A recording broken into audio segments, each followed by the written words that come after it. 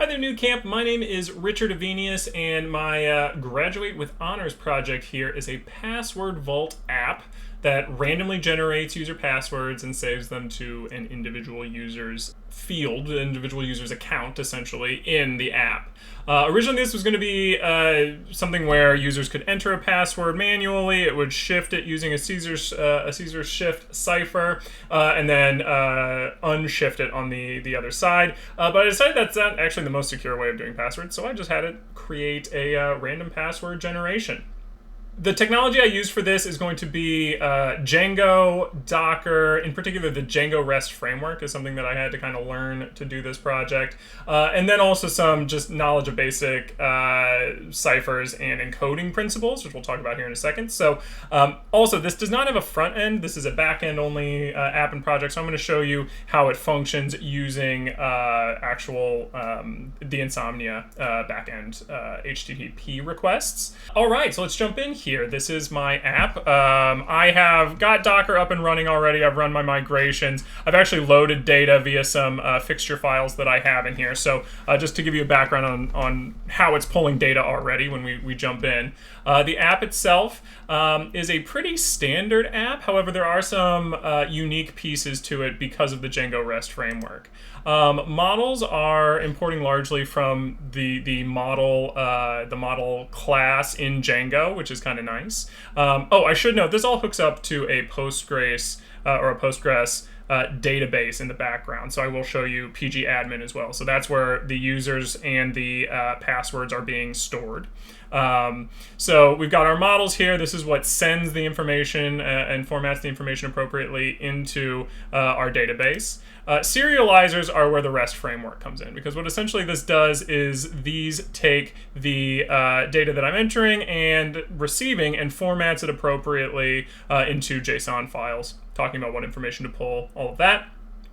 My URLs, these are the paths that I create. So these are my actual sub-app level URLs. These are the paths in the URL that you'll follow to access my individual views. And my views essentially are they handle the HTTP requests. So for your gets, your posts, your puts, that kind of thing, these handle all of your requests based on what the request is and on the URL path you're using here.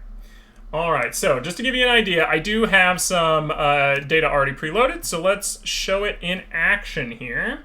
Let's start by just getting all users. As you can see, I'd done some stuff, I'd done some tests before to make sure this was working, but if I run it right now, I've got two users. I've got user admin, user Raymond. If I want to get one user, I can just, let's say I want to see user with the ID of 2.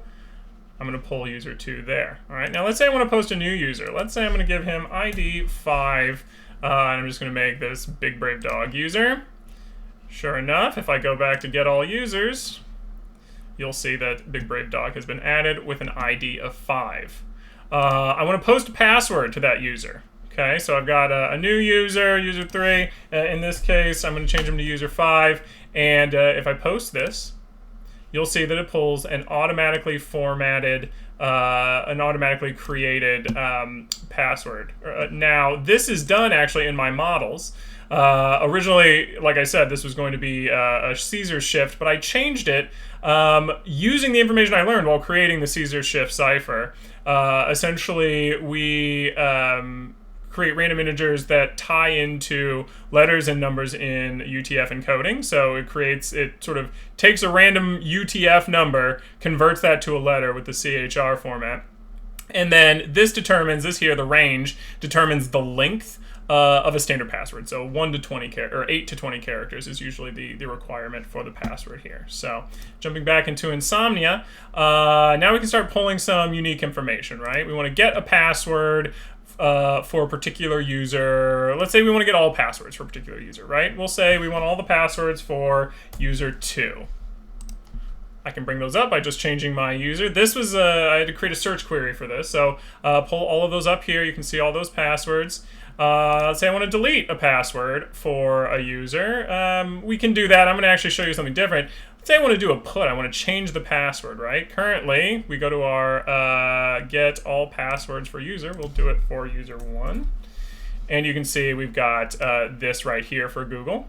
But if I go to put, and I change it, I now have a new password that doesn't match what we got before, which is sort of the key, right? So there's that, and there's that.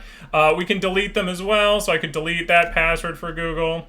So if I then go and get all passwords for user 1, you'll see he no longer has one for Google. And then we can also get one password if we would like to. So I'll just do user 1, create one for Google.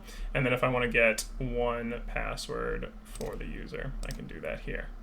Okay.